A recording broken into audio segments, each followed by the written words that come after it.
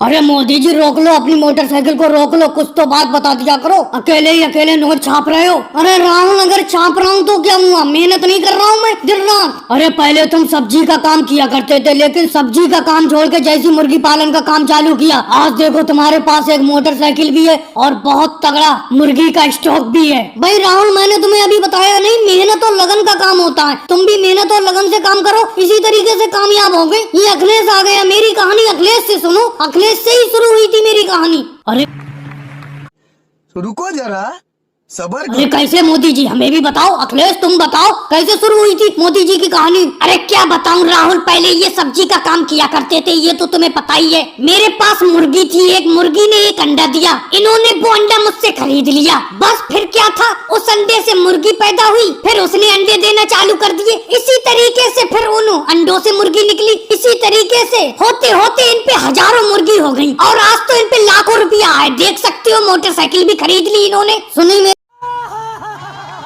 मेरी कहानी राहुल, यही है मेरी पूरी कहानी, समझ गए तुम। अखिलेश की मुर्गी का अगर मैं एक अंडा नहीं खरीदता तो शायद इतनी बड़ा मुर्गी का स्टॉक आज मुझ पे नहीं होता। आज तो मेरे बिजनेस का ये हाल है, दिन भर में कम से कम हजारों अंडे देती है मुर्गी और कम से कम 100-200 अंडों से बच्चे पैदा होते।